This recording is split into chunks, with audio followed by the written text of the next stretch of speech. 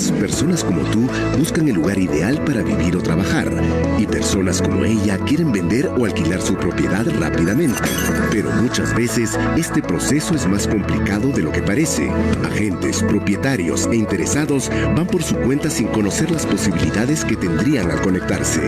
¿Qué opinas de una plataforma en la que coincidan todos y se beneficien mutuamente? Te presentamos Mercado Casa, el primer ecosistema inmobiliario integrado que pone a tu alcance las herramientas y aliados necesarios para acelerar las transacciones de manera eficiente y segura. ¿Cómo funciona? Si eres agente, controla el stock inmobiliario con información real, formal y validada. Compártelo con potenciales compradores o arrendatarios y otros agentes por canales digitales usando filtros específicos. Maneja contratos electrónicos con propietarios y otros agentes. Administra tus contactos e interactúa con ellos a través de múltiples canales. Controla el ciclo comercial de cada inmueble y monitorea con eficiencia todo el proceso. Accede a asesorías de bancos y notarías para perfeccionar los procesos. Si eres propietario, accede a nuestra web app y sube tu inmueble fácil y rápido. Podrás vincularlo con información oficial de arbitrios, SUNARP y RENIEC. Busca agentes inmobiliarios y contáctate con ellos para iniciar el proceso comercial. Monitorea y controla paso a paso el estado de la venta o del alquiler. Recuerda que estás en un ecosistema seguro validado por contratos electrónicos. Si estás buscando alquilar o comprar un inmueble, nuestro portal te ofrece data confiable y acceso a información segura, validada, sin duplicaciones, además de asesorías a través de nuestros agentes asociados. Conéctate con bancos, notarías y municipalidades dentro del portal que te ayudarán a acelerar el proceso de compra o alquiler. Nunca antes había sido tan sencillo vender o alquilar un inmueble. Con Mercado Casa tienes todo lo que necesitas en un solo lugar, con toda la seguridad y confianza. El ecosistema seguirá creciendo. Las oportunidades estarán allí. Mercado Casa. Trabajamos en equipo para hacer tu vida más sencilla.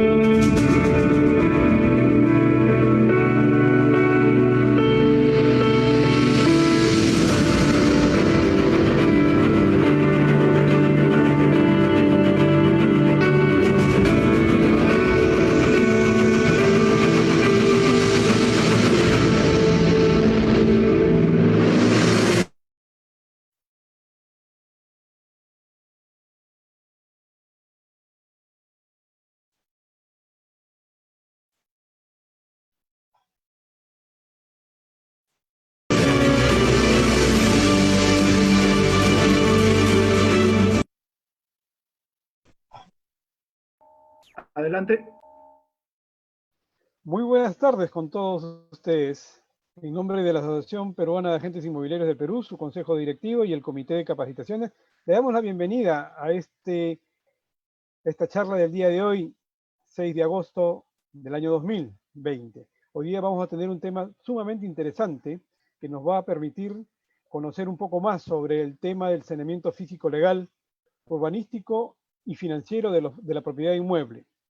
En esta oportunidad vamos a tener al doctor Fernando Urbina, quien nos va a hacer esta exposición. El doctor Urbina ya es abogado por la Pontificia Universidad Católica del Perú, es especialista en Derecho Registral Inmobiliario y de Gestión Pública. Él se ha desempeñado como director de Autoridades Políticas del Ministerio del Interior, ha sido asesor legal del proyecto especial de titulación de tierras, ha sido funcionario registral en la SUNARP, ya ha sido también asesor parlamentario del Departamento de las Comisiones del Congreso y asesor de la Comisión de Constitución del Congreso, ¿no? Él también es ex docente del Instituto de Bienes Raíces, IBR, y también es expositor in-house en REMAX. Es conferencista del Ilustre Colegio de Abogados de Lima. esta tarde tengo el honor de presentarlo al doctor Urbina, quien se va a quedar con nosotros para poder darnos esta charla. La charla va a tener una duración de 45 a 50 minutos más o menos y vamos a hacer después un rol de preguntas ya para poder consultar si es que ha quedado alguna duda para que el doctor Urbina nos pueda absorber las mismas. Adelante, doctor Urbina. Bienvenido. Muchas gracias.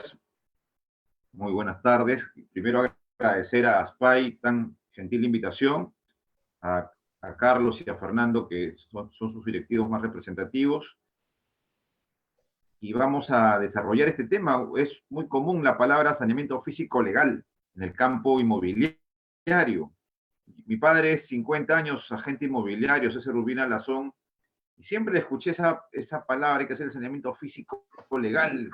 Entonces, siempre me dio mucha curiosidad y poco a poco fui profundizando y hasta que decidí construir un concepto sobre el saneamiento físico legal e interpretarlo.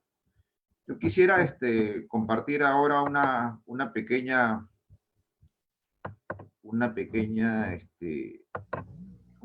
power que para este efecto, acá que ustedes lo están viendo. Y me fui dando cuenta que el saneamiento físico legal en realidad tenía más conceptos. Saneamiento físico se refiere básicamente al saneamiento de la estructura y del área, de la edificación y del área.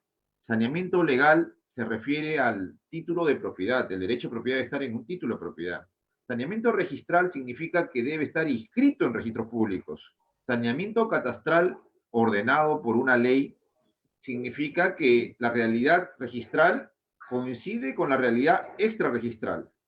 El saneamiento urbanístico significa que la propiedad está en un entorno y ese entorno está saneado, que son sus servicios públicos, y también los aspectos de zonificación y los aspectos de cambio de uso. Y el aspecto financiero significa que la propiedad inmueble no tiene ninguna deuda, ya sea por tributos, ya sea por servicios públicos, ya sea por cuota de mantenimiento. Entonces se dan cuenta, el concepto de saneamiento es un concepto muy grande y voy a intentar ahora desarrollar y precisarlo con ustedes. Sanear es acceder al derecho de propietario de tener su título de propiedad. Sanear es lograr que un derecho de propiedad conste en una forma documental. Tenemos títulos de propiedad, las minutas, contratos privados, ya son títulos de propiedad. Miren, usted con su minuta puede ir al municipio y a comprar una propiedad con la minuta y el municipio basta con la minuta, ya usted es sujeto contribuyente. Es decir, ya está reconocido ante las entidades del Estado como sujeto contribuyente y también usted tiene su título de propiedad porque basta el consentimiento de las partes para que haya transferencia de propiedad. Está en el artículo 949 de nuestro Código Civil. Y tenemos los títulos públicos, es decir, donde ha intervenido una autoridad pública, que pueden ser actos administrativos, como los que da hacia el COFOPRI, como los gobiernos locales y regionales, cuando han titulado. También cuando uno gana un proceso judicial, por ejemplo, una prescripción adquisitiva, un mejor derecho de propiedad, es un título de propiedad.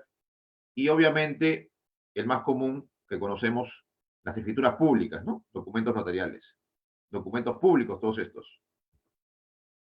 Pero para entender un poco el saneamiento, tenemos esta óptica.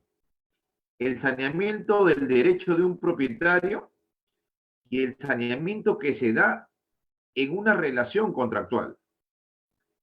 En el saneamiento del derecho de un propietario, tenemos que, por alguna razón, un propietario ha perdido sus documentos. Por alguna razón, no tiene documentos, es propietario de una herencia, no hizo la sucesión, por alguna razón se quedó con una minuta, quedó el derecho en minuta. Entonces, un propietario quiere sanear su derecho. Primera perspectiva. Segunda perspectiva, un comprador en un contrato de compraventa, ahí surge una obligación de saneamiento del vendedor propietario al nuevo comprador. Y esa es una obligación ineludible. Está tanto en el Código Civil como en el Código de Consumo. Entonces, yo voy a desarrollar la primera perspectiva, la perspectiva del propietario que quiere sanear su propiedad porque, como digo, dentro de un contrato también se puede desarrollar las obligaciones de saneamiento. Entonces tenemos este saneamiento de derecho de propiedad, saneamiento contractual del Código Civil y saneamiento también contractual en el Código de Consumo del 2010. Tenemos todos nuestros saneamientos mencionados, el físico, legal, registral, catastral, urbanístico y financiero. Y es importante entender que no tenemos una sola forma de propiedad, sino tenemos varias modalidades de propiedad. ¿Y por qué hago hincapié en esto? Porque en la medida que entendemos de qué propiedad estamos hablando, entendemos que hay un marco legal para ese tipo de propiedad. Por ejemplo, estamos hablando de una copropiedad, entonces hay un marco legal que está en el Código Civil. Por ejemplo, hablamos de una preventa, entonces entendemos que está la preventa regulada tanto en el Código Civil como en la Ley 27157, porque estamos hablando de un bien futuro que va a estar en un edificio, y ese edificio va a estar regulada por lo que se llama la propiedad horizontal, que es una modalidad de propiedad en el Perú. De repente compramos un terreno por Cañete y es de la comunidad campesina que está vendiendo. Entonces hay una propiedad comunal también ahí, importante, que tiene su legislación. Entonces se dan cuenta, identificar el tipo de propiedad es importante para saber qué tipo de saneamiento tenemos que aplicar. ¿Ya? Eso es una regla de oro. ¿Y cuáles son estas propiedades? La propiedad privada, la copropiedad, la propiedad horizontal, la propiedad pública, la propiedad comunal, la multipropiedad o tiempo compartido. Estas son las principales modalidades de propiedad en el Perú.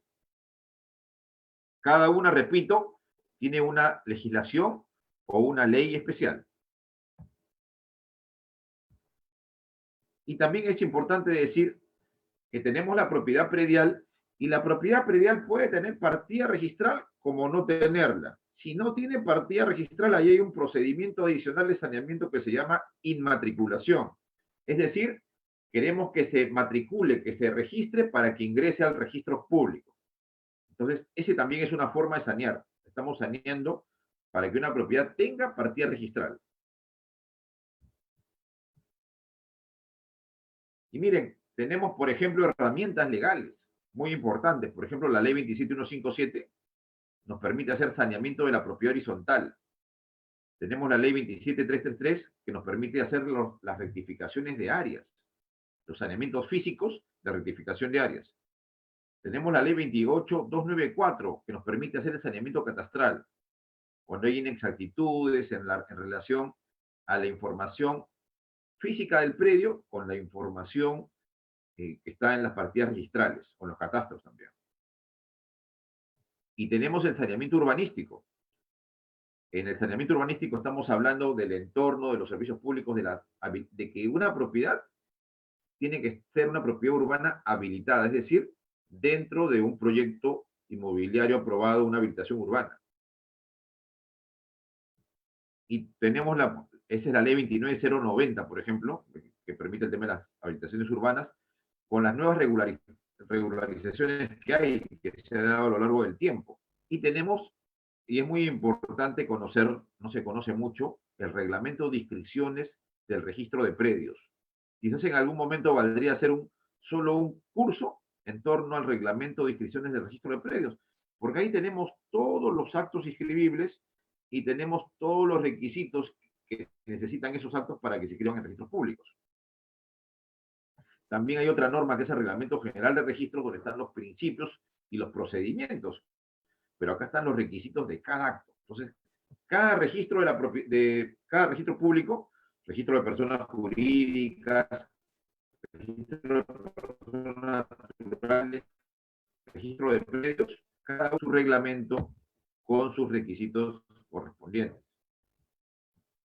tenemos saneamiento de la propiedad pública, que requiere en este caso básicamente la Ley General de Bienes Nacionales. Tenemos el saneamiento de los predios rústicos, de la propiedad rural. Está, por ejemplo, el decreto legislativo 1089, que regula toda la propiedad rural agraria, sobre todo, que es competencia de los gobiernos regionales, fue competencia del COFOPRI. El saneamiento de la propiedad urbano marginal, que fue competencia del COFOPRI también. Esa es una competencia también que está en la ley 29090. Bueno, en las leyes es una competencia del gobierno regional exactamente, ahora, en la actualidad. Y los saneamientos de la propiedad comunal que están pendientes hasta ahora. Hay muchas comunidades que tienen áreas en litigio y áreas por sanear. Títulos coloniales. Yo he visto en nuestro país, los títulos coloniales están en el Archivo de la Nación.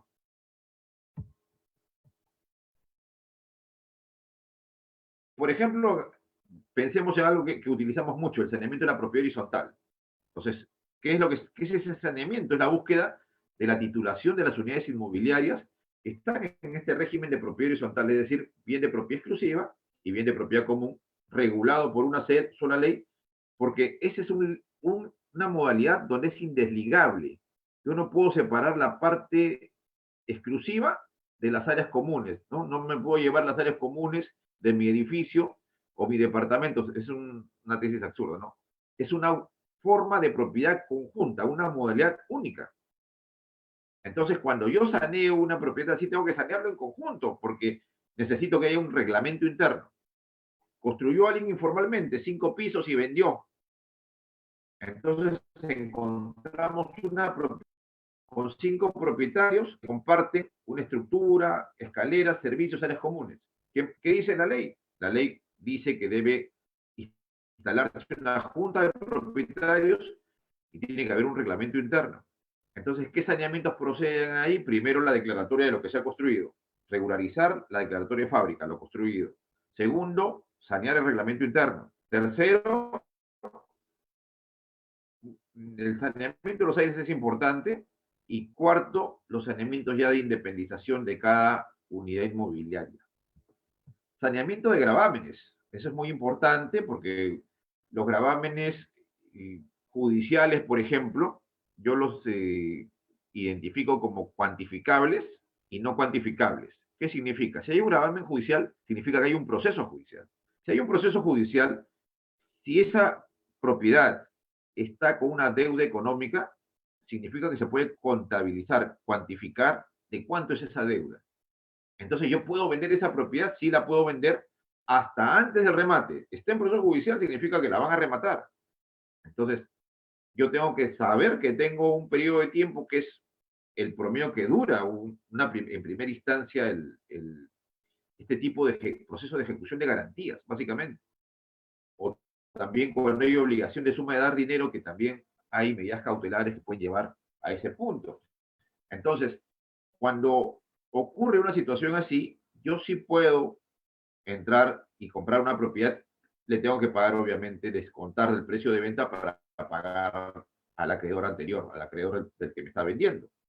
Pero cuando hay un gravamen que discute la propiedad, por ejemplo, hay una prescripción adquisitiva, por ejemplo, hay un mejor derecho de propiedad, una reivindicación o algún cuestionamiento al derecho de propiedad del vendedor, en esa circunstancia va a ser muy difícil tomar una decisión de compra porque no podemos cuantificar el tema económico. Ahí no hay una deuda que cubrir. Ahí hay un proceso judicial que ganar. Entonces ahí lo que conviene, si es que uno tiene algún interés, es en hacer un estudio del proceso judicial para ver las posibilidades de ganar. Como se darán cuenta, esta ya es una situación muy riesgosa que también se puede invertir, pero el riesgo es mayor. En cambio, en las deudas está cuantificado y podemos fácilmente comprar o vender una propiedad que esté con un gravamen de una deuda, de una hipoteca, de un embargo que esté cuantificado, como digo.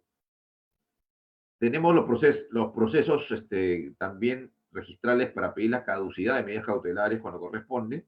Tenemos el pago de la deuda, que es lo ideal, pagarle al acreedor de un gravamen, y se cancela el gravamen. Tiene que manifestar, tiene que declarar el acreedor que cancele el gravamen, Y el saneamiento de cargas técnicas es una situación muy delicada porque las cargas técnicas son el incumplimiento de un reglamento nacional de edificación. Y ese incumplimiento implica este gravamen, esta carga. Entonces, si yo quiero levantar este gravamen, necesito hacer un trabajo técnico de inversión, posiblemente ver en qué falló la construcción y generó esta carga técnica. Por ejemplo, le faltó un estacionamiento, imagínense, le falta un estacionamiento a una propiedad, entonces eso significa un cambio importante. O le faltó una escalera, una inversión, una escalera de incendios, o se construyó mal algo, peor todavía, ¿no? Yo me acuerdo ahí en Javier Prado había para demoler un pequeño, hasta ahora está como no habitable, un pequeño conjunto habitacional, que estaba mal hecho. Entonces, cada una de las propiedades tiene una norma. La propiedad privada y la copropiedad están en el Código Civil, la propiedad horizontal en la Ley 27157, la propiedad comunal en la Ley General de Comunidades, la propiedad pública tiene una ley que no se conoce mucho, que es la Ley General de los Bienes Nacionales, y la multipropiedad tiene un decreto legislativo que es una norma de turismo, para fomentar el turismo. La multipropiedad es una modalidad de propiedad utilizada básicamente para fines turísticos. Uno compra un derecho temporal para usar una propiedad de una franquicia mayor. Mayormente en el extranjero hay este tipo de multipropiedad, ¿no? Ustedes ya conocen ese aspecto. Miren, y a su vez, la propiedad pública, a su vez, tiene diversas características. Tenemos propiedad pública de dominio público, que son las calles, que son las pistas, los parques, que son áreas que nunca se van a poder vender, por ejemplo, son intransferibles del Estado. Pero el Estado también tiene propiedades como un particular cualquiera, y en ese caso sí puede transferirlas. Obviamente, en ambos casos las puede sanear a su nombre, ¿no? La propiedad pública ERIASA, que es importante en el país para las inversiones, son las zonas improductivas, perdón, las áreas de desierto, por ejemplo, tienen un procedimiento a través de la Superintendencia de Bienes Nacionales. Las áreas públicas aportes son los tributos que se dan en terrenos cuando uno urbaniza, ustedes que también tienen una idea de eso, y la propiedad pública, miren, a partir de los 90, se ha saneado por declaraciones juradas de los titulares del pliego del sector. ¿Cómo así? Por ejemplo, como había el proceso de privatización, se buscó dar facilidades para sanear las propiedades del Estado. Y leyes sectoriales por cada sector fueron autorizando en el campo de electricidad, en el campo educativo, a pesar de que era una privatización, pero se saneó en el campo de la salud misma, porque hasta antes del 90, la cantidad de propiedades del Estado que estaban sin título eran muy importantes. Yo me atrevo a decir que eran más del 50%. Mire, la marcha del Estado ha sido en el Perú muy, muy desordenada y ahora lo estamos viviendo con esta pandemia que ha desnudado las capacidades operativas y directivas de nuestro Estado, ¿no? Con mucho dolor para todos los peruanos. Miren, el gobierno regional es muy importante en los saneamientos de tres tipos de propiedades. La propiedad agraria, la propiedad urbano marginal y la propiedad de ERIASA.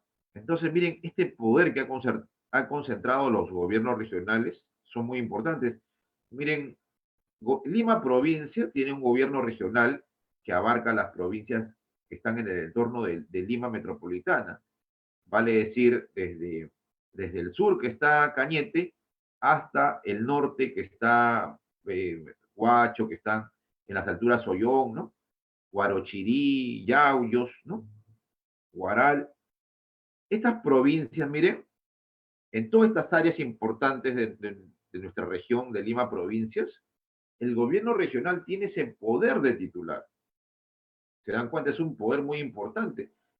Hasta el momento ya van 5 cambios del funcionario responsable de este cargo en el gobierno regional. Para que vean que es un tema muy sensible y muy delicado.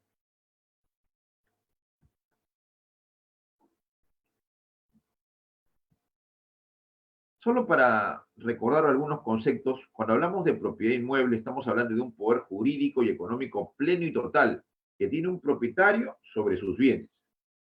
Entonces, va a generar un poder derecho, pero también un poder deber. Genera derechos y genera obligaciones. Ser propietario nos da esos dos ámbitos, de derechos y deberes. Y nuestro inmueble tiene tres ámbitos muy marcados. La propiedad predial tiene un suelo, tiene un sobresuelo o aires y tiene un subsuelo. Ese es el ámbito material físico de la propiedad inmueble. Y nuestros inmuebles pueden ser nuevos o terminados de primer uso. Inmuebles terminados o nuevos es la terminología del Código de Consumo. Inmuebles usados o de segundo uso, aunque parezca reiterativo, e inmuebles futuros. ¿Y cuáles son esos inmuebles futuros? Esos son inmuebles futuros porque no existen ni física ni jurídicamente. Entonces, miren, un inmueble tiene dos existencias, una existencia física y una existencia jurídica. Por ejemplo, yo quiero hacer una preventa de un departamento, ¿no? Entonces, esas preventas se hacen en plano. No existe ni física ni jurídicamente. Va a existir cuando se construya y se independice jurídicamente. Pero yo ya puedo desde ahora hacer un contrato donde generamos obligaciones y compromisos para adquirir ese departamento y para construir ese departamento, ¿no? No son obligaciones recíprocas. Pero ¿qué ocurre en la preventa de un lote? Yo tengo una parcela, agarro una tiza y digo, miren acá esta parcela mía de 1 hectárea, la tengo mi nombre en registros públicos, la acabo de dividir en 10 y a los 10 primeros que vengan lo vendo en $10.000 en esta zona rural. ¿Qué ocurre en ese caso? Yo físicamente he creado un área dentro de mi propiedad y la estoy entregando al momento de la posesión. Entrego la posesión, la vendo y entrego la posesión. Físicamente existe el bien, pero jurídicamente no existe. Ahí tendría que hacerse un proyecto, en este caso, con las autorizaciones de las autoridades correspondientes, para recién hacer las ventas en forma definitiva, ¿no? Pero sí puedo hacer un contrato de compra-venta de un bien inmueble futuro, sea departamento o sea lote. Nosotros tenemos un ámbito material, entonces, del terreno, de la edificación, de los aires y del subsuelo. Y sobre cada uno de estos pueden haber derechos diferentes. Eso es importante. El terreno es un área libre, la edificación hay un área techada, los aires es un área futura a edificar, y el subsuelo puede servir para sótano y hay recursos naturales, ¿no? Entonces hay derechos que se otorgan sobre un inmueble, sobre el subsuelo, puede haber una propiedad. Y miren, básicamente uno puede otorgar derechos para poseer, para alquilar, para usufructuar y de superficie. Sobre esos 4 giran los derechos que podemos otorgar.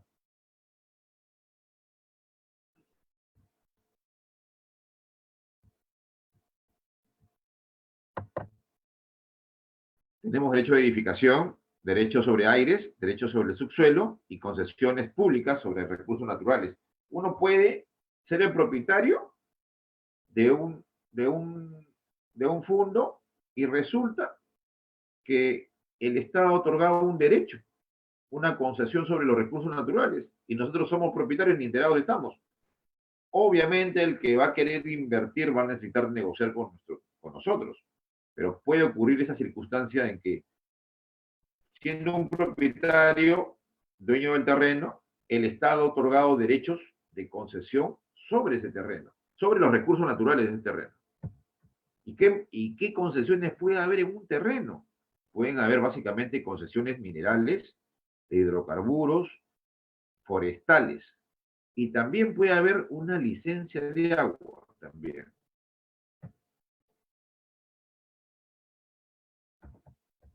Vamos a ir avanzando. Los problemas de áreas generan problemas de saneamiento de esas áreas. ¿Qué es un área?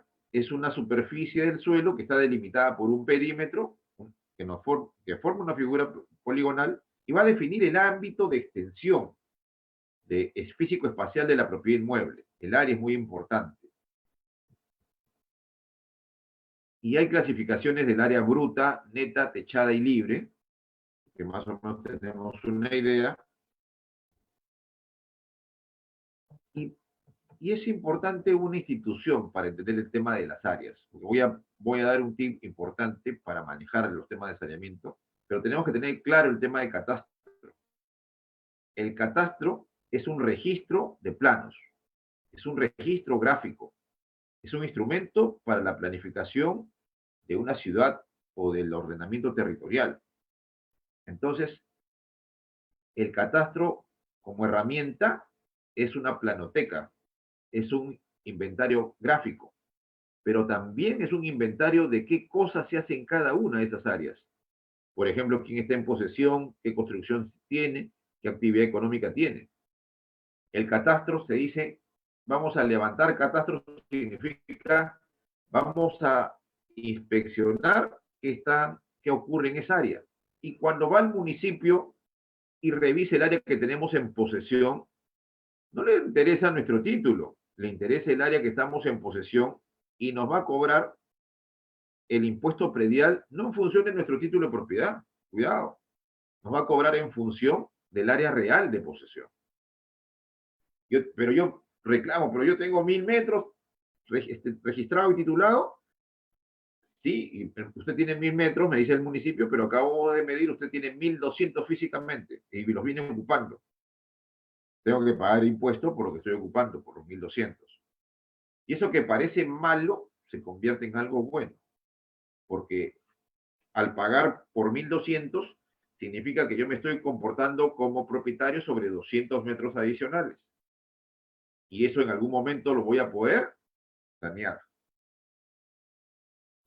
Y en los registros, en los catastros hay que identificar dos tipos de catastro. Básicamente, el catastro de registros públicos y los demás catastros. El catastro de registros públicos es central. ¿Por qué es el catastro de registros públicos central? Porque el catastro de registros públicos te va a decir legalmente hasta dónde es tu derecho de propiedad. Esa gran diferencia, ese gran aporte, va a dar el catastro de registros públicos, en función a sus mediciones que ha tenido, que se han proporcionado a las mediciones de las partidas registrales. Ahí va a decirte el ámbito que tiene una propiedad. Muy importante, porque es el ámbito legal oficial, reconocido por el Estado, en este caso por la SUNAT. Y hay catastros municipales, pero ya el catastro municipal, estamos diciendo, va orientado hacia la posesión. Y hay catastros especializados por cada entidades públicas.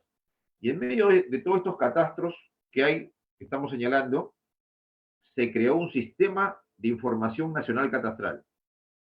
Ese sistema nacional de información catastral ya tiene más de 15 años y ha buscado ese sistema homogenizar la tecnología de medición. Hay un organismo rector, que es Registros Públicos, y el Sistema de Información Nacional Catastral te va a proporcionar, después de un procedimiento, te va a proporcionar el Código Único Catastral, el CUC. Y eso significa que tu propiedad física corresponde a tu propiedad registrada. La partida registrada corresponde a lo que está en posesión. Y tiene toda una serie de requisitos técnicos. Obviamente esto, lamentablemente en el país no hemos avanzado. Muy pocos distritos tienen el CUC. Muy pocos. No pasan de 5, me parece. O sea, estamos mal en ese nivel. Entonces podemos clasificar las áreas según el derecho de propiedad, según la posesión, según la edificación, según el catastro. Y aquí es lo que me gustaría que les capten esta idea, porque seguro que la utilizan, pero yo un poco como el que la he teorizado un poquito. Miren, nosotros tenemos un área en posesión. Poseemos físicamente. Poseer es un acto físico de ubicarse, de dominar un espacio.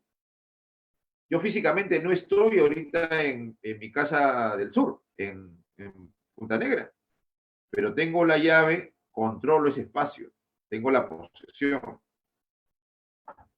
Físicamente tengo una posesión, lo que está en mi propiedad, lo que declaro ante el municipio, pero físicamente es un hecho físico, eso es importante.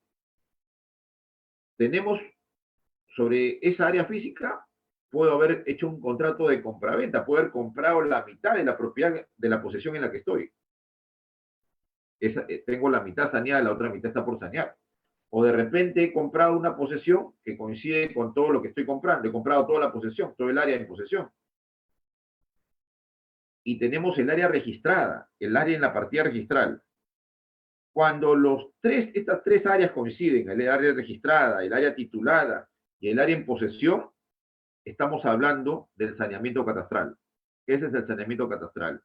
La identidad y verificación del área de la partida registral con el área en posesión. Y obviamente el área que tú la tienes titulada a tu favor.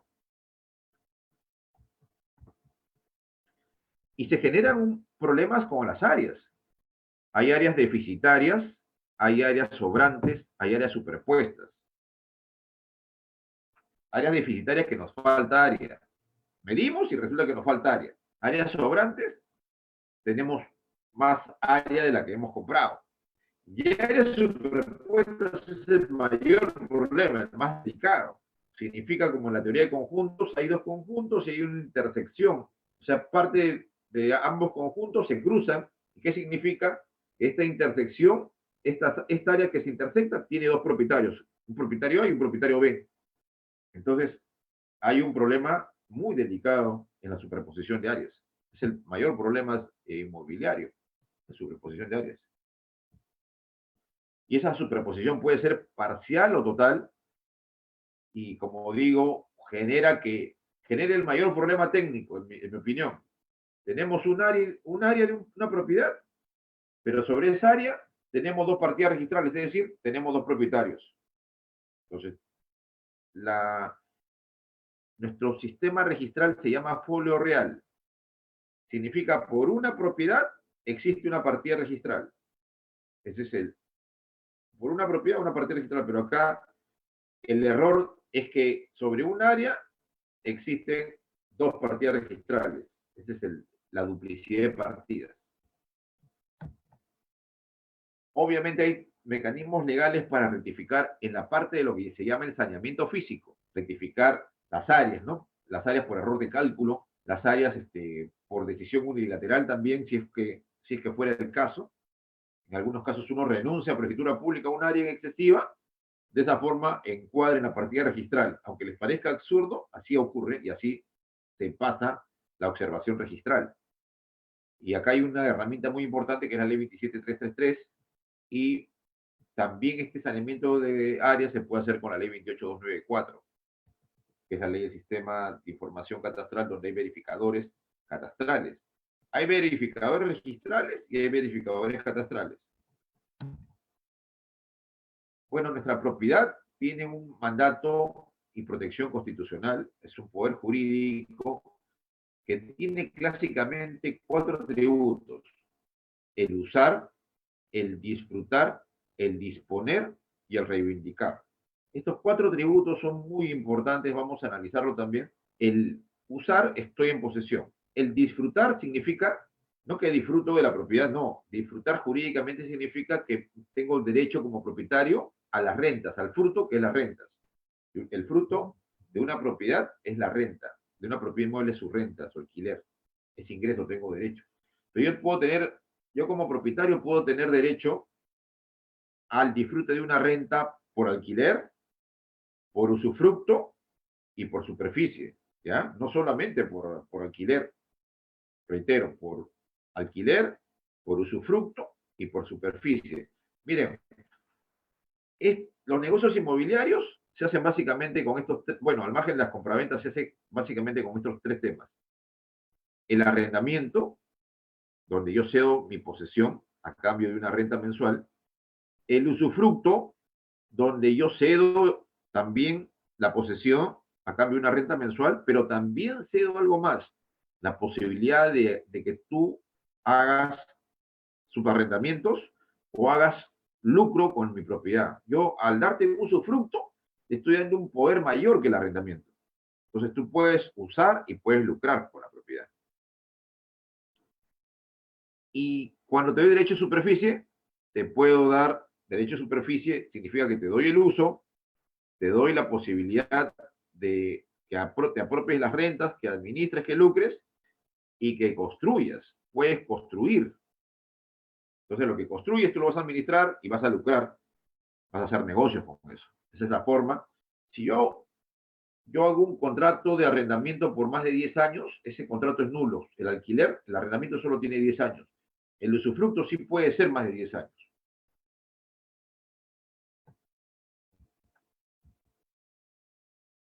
Vamos un poco a avanzar porque aquí tengo en realidad una exposición un poquito más larga para el tiempo que tenemos, para ver si podemos entrar con algunas preguntas.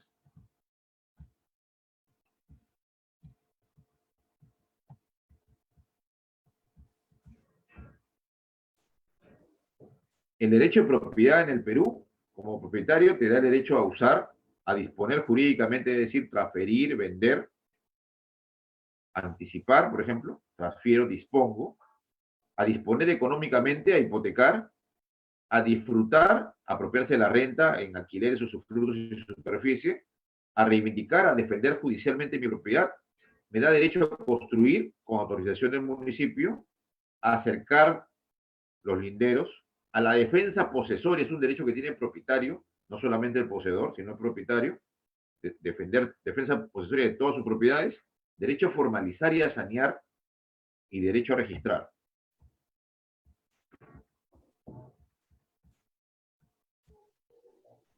Entonces, miren, tenemos esta clase de saneamiento. El saneamiento físico, que va a ser el saneamiento del área, la determinación de un área delimitada y determinada, con linderos y con sus coordenadas. De una edificación que sea habitable.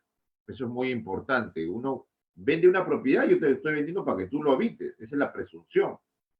Si yo no quiero asumir esa responsabilidad porque estoy vendiendo una propiedad de segundo uso, le pongo una cláusula que se llama ad corpus. Te estoy vendiendo la propiedad como está, el área que recibes y el estado físico en que se encuentra la construcción. Un saneamiento físico es el saneamiento, entonces, de la construcción, de la edificación, hacerla habitable, de la rectificación de áreas. Ese es el saneamiento físico.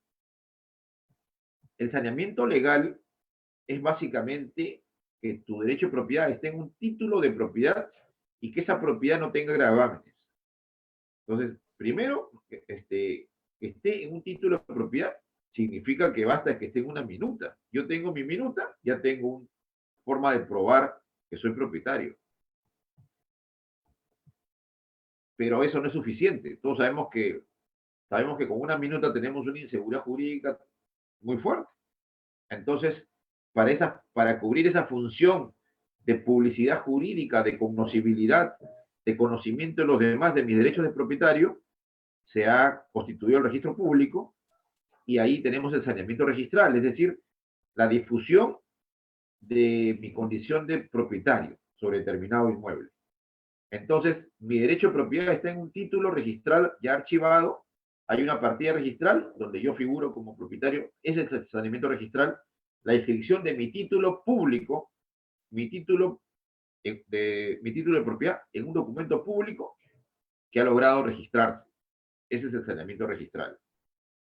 El saneamiento catastral es el saneamiento por ley de que todas las propiedades tienen que tener el CUC, Código Único Catastral. ¿Y qué significa ese código? Que la realidad del registro coincide con la realidad física. Hay un área registrada, un área titulada, un área en posesión. El saneamiento urbanístico, hemos dicho, el saneamiento en relación al entorno, porque yo tengo un proyecto, ha habido un proyecto informal, donde la gente ha construido, entonces las propiedades privadas no están definidas cuáles son las áreas públicas de las privadas. Pueden haber propiedades privadas establecidas, pero en tanto no hay una habilitación urbana, no está definida cuál es el área, en este caso que va para portes, para parques, para pistas, para veredas. Entonces la propiedad necesita un saneamiento urbanístico, necesita un cambio de zonificación, un cambio de uso, necesita también estar catastrada no solamente por el Sistema Nacional de CUC, sino que antes de lograr eso, tiene que haber sido catastrada por su municipio o por su gobierno regional. Antes, la propiedad ha sido catastrada por el PET, Proyecto Especial de Titulación de Tierras, por el COFOPRE también. El saneamiento financiero es que no existe ninguna deuda tributaria, ni de servicios, ni de mantenimientos. Entonces tenemos que el saneamiento físico va a implicar la seguridad de la construcción, el cumplimiento del Reglamento Nacional de Edificación, la habitabilidad. Es decir, yo no voy a construir donde hay un riesgo. No, yo tengo que construir donde hay un suelo que me permite construir. Y ahora las propiedades tienen que tener la condición de sismo resistente, las propiedades nuevas. El saneamiento legal, ya lo dijimos, básicamente que mi derecho propietario esté en un título y no tenga gravámenes. Y el saneamiento registral, lo dijimos, que llegue a registros públicos, que se inscribe ese título en registros públicos. El saneamiento catastral, hemos hecho mención, saneamiento de esta coincidencia de la realidad de la partida registral.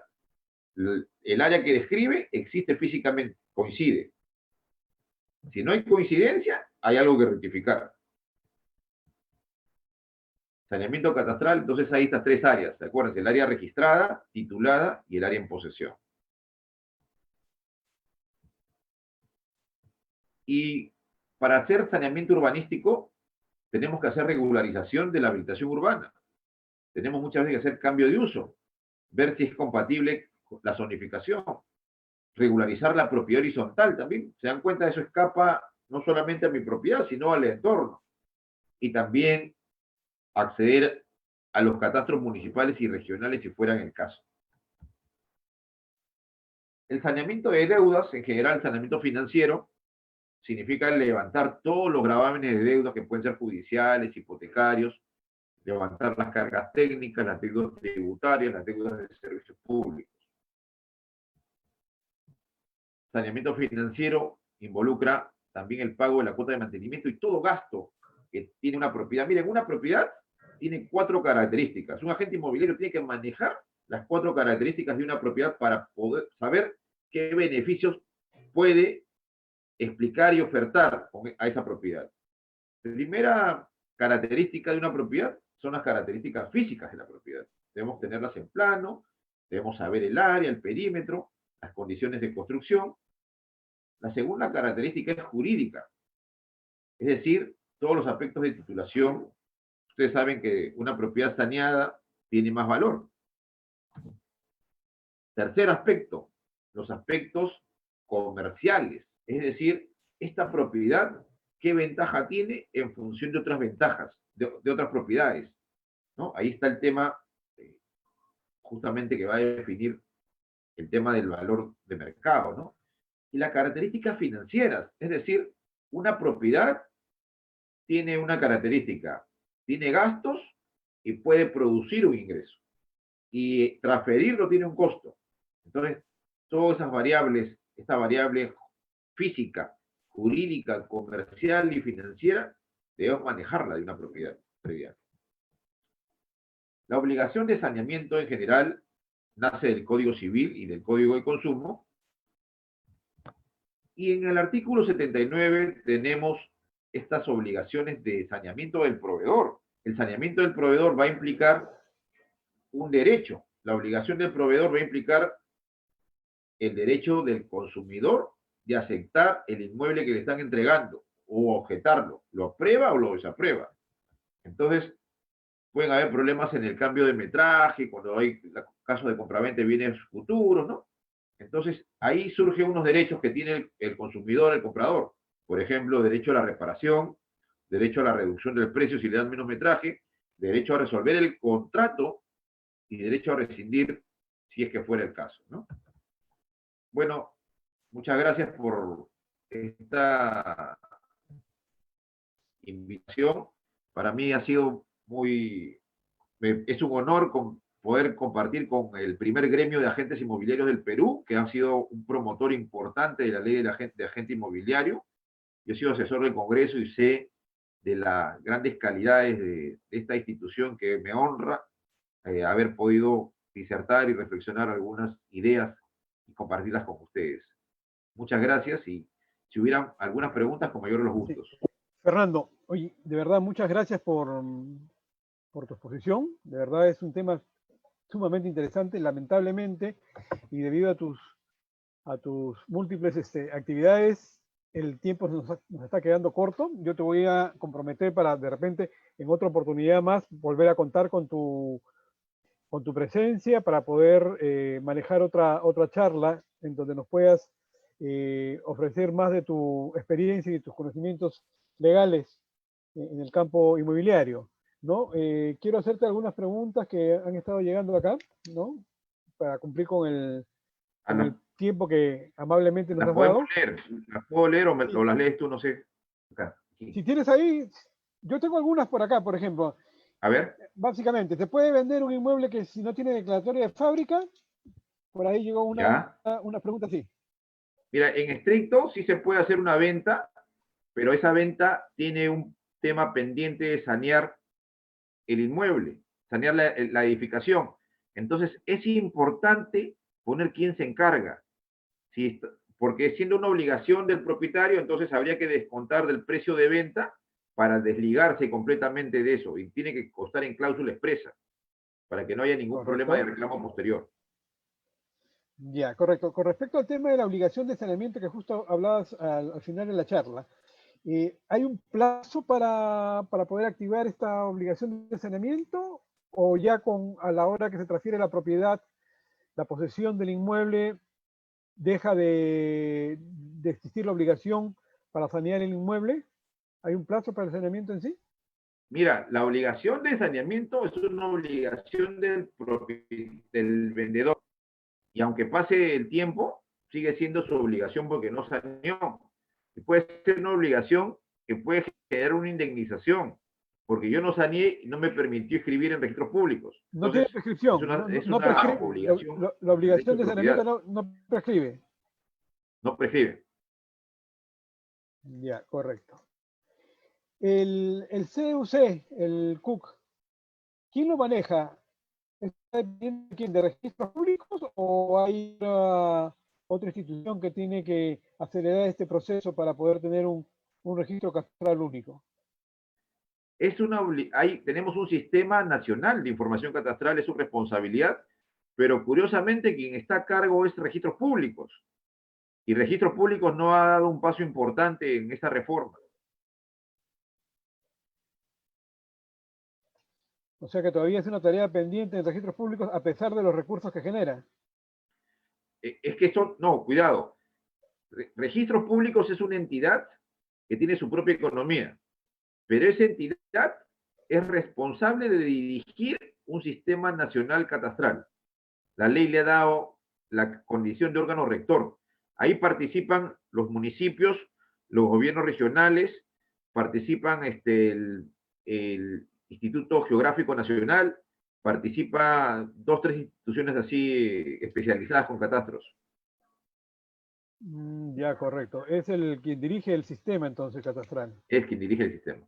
Entonces, hay un presupuesto aparte que debe tener el sistema de información catastral. Correcto. En cuanto al tema de saneamiento de las cargas técnicas, que es uno de los elementos que también mencionaste, ¿qué tanto puede golpear la valorización económica, o en cuánto puede afectar económicamente ¿no? ¿Es sencillo, o te puede impedir una venta, o te puede causar después con el tiempo algún perjuicio adicional el hecho de que de repente tengas una carga, por ejemplo, del tema de la escalera que mencionabas, ¿no? Que puedas tener después a nivel de la municipalidad un problema adicional, que tengas que tumbar el edificio de repente? llegar a cargas técnicas? Habría que establecer algunos criterios en relación a la habitabilidad, ¿no?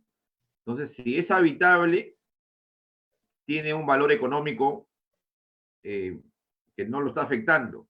Pero si cuestiona la habitabilidad, esa carga técnica, obviamente que va a tener consecuencias sobre el valor de venta de esa propiedad. Y también una carga técnica va a implicar una inversión. Entonces, esa inversión se va a tener que descontar del precio de venta. Correcto. Hay una consulta más acá sobre el ad corpus. La venta ad corpus. ¿Aplica cuando hay una diferencia entre los lindes del área? ¿Hay una tolerancia permitida? Hay tolerancias a nivel de registros públicos que giran en torno al 2.5%. Por ejemplo, tengo un terreno de 100 metros. Entonces, ese terreno de 100 metros, yo voy a la partida registral y dice 100 metros, pero un día mido mi terreno y me doy cuenta que no tiene los 100 metros. Tiene o un poco, o 102.5, o tiene, digamos, 2.5 metros menos, o sea, 87.5. Entonces, 97.5. Entonces, si está en esos rangos, hay tolerancia. Pero si está fuera de esos rangos, tengo que hacer rectificación. O sea, puede haber discrepancias entre las áreas, pero que no estén encima de esos rangos. En el caso rural es 4%, es mayor. La tolerancia es la posibilidad de un error en las áreas. Lo mismo pasa cuando encuentras esta discrepancia entre, por ejemplo, entre lo que hay en registros públicos y lo que te dice el PU o el HR. Ya, lo que me dice eso es diferente, porque en este caso, bueno, es una forma de acreditar lo que está en posesión uno, lo del PU, ¿no? Entonces, si el PU, como digo, me está diciendo lo que estoy en posesión, y la partida tiene una cantidad oficial de mi derecho. Ahora, si hay una discrepancia mayor a 2.5%, hay que sanearla. Ya. O sea que de todas maneras aplica ahí el tema 2.5. Si hay... Sí, aplica también 2.5. Si es menor a eso, no debería haber mayor problema. O sea, no hay problema, no hay problema. Hay que explicarlo observarla, y fundamentarlo nada más. Correcto. Fernando, de verdad te agradecemos tu presencia, tu asistencia. Sé que estás con el tiempo corto. Nos hubiera encantado de verdad hacer algunas preguntas más, pero el compromiso para poder contar contigo en una nueva oportunidad para poder compartir un poco más de tus conocimientos en el rubro. Te agradezco realmente tu asistencia. Estimado Carlos, muchas gracias por tu gentil invitación. Reitero, me honra esta exposición ante el gremio más importante de agentes, que tiene una trayectoria y una experiencia que se respeta. Muchas gracias a todos y felicitaciones. Bueno, a todos los concurrentes, agradecerles su presencia y recordarles que el 17 y 18 estamos en el primer congreso virtual, ¿no? Organizado por ASPAI, ¿no? Va a ser nuestro congreso y el quinto congreso latinoamericano, ¿no? Es una oportunidad para poder interactuar de una u otra manera, de manera virtual, con grandes expositores internacionales y nacionales del rubro inmobiliario. Van a haber muchas ponencias, muchas charlas ilustrativas que nos van a comentar sobre el momento actual del mundo inmobiliario. Inscríbanse si quieren mayor información. Por favor, consultar en la web www.coipre.pe. coipi.pe. Los invitamos. Hasta el próximo jueves. Gracias, Fernando, nuevamente. Chao.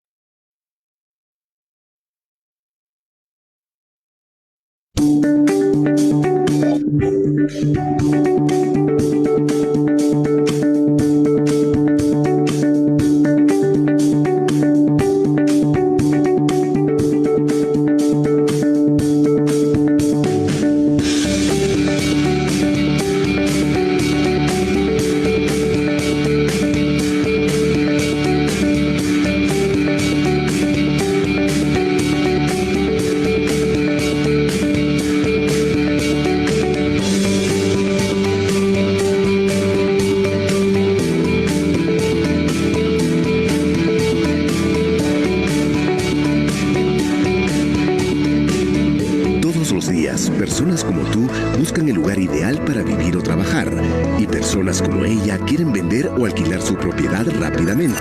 Pero muchas veces este proceso es más complicado de lo que parece. Agentes, propietarios e interesados van por su cuenta sin conocer las posibilidades que tendrían al conectarse. ¿Qué opinas de una plataforma en la que coincidan todos y se beneficien mutuamente? Te presentamos Mercado Casa, el primer ecosistema inmobiliario integrado que pone a tu alcance las herramientas y aliados necesarios para acelerar las transacciones de manera eficiente y segura. ¿Cómo funciona? Si eres agente, controla el stock inmobiliario con información real, formal y validada. Compártelo con potenciales compradores o arrendatarios y otros agentes por canales digitales usando filtros específicos. Maneja contratos electrónicos con propietarios y otros agentes. Administra tus contactos e interactúa con ellos a través de múltiples canales. Controla el ciclo comercial de cada inmueble y monitorea con eficiencia todo el proceso. Accede a asesorías de bancos y notarías para perfeccionar los procesos. Si eres propietario, accede a nuestra web app y sube tu inmueble fácil y rápido. Podrás vincularlo con información oficial de arbitrios, SUNARP y RENIEC. Busca agentes inmobiliarios y contáctate con ellos para iniciar el proceso comercial. Monitorea y controla paso a paso el estado de la venta o del alquiler. Recuerda que estás en un ecosistema seguro, validado por contratos electrónicos. Si estás buscando alquilar o comprar un inmueble, nuestro portal te ofrece data confiable y acceso a información segura, validada, sin duplicaciones, además de asesorías a través de nuestros agentes asociados. Conéctate con bancos, notarías y municipalidades dentro del portal que te ayudarán a acelerar el proceso de compra o alquiler. Nunca antes había sido tan sencillo vender o alquilar un inmueble. Con Mercado Casa tienes todo lo que necesitas, en un solo lugar, con toda la seguridad y confianza. El ecosistema seguirá creciendo, las oportunidades estarán allí. Mercado Casa, trabajamos en equipo para hacer tu vida más sencilla.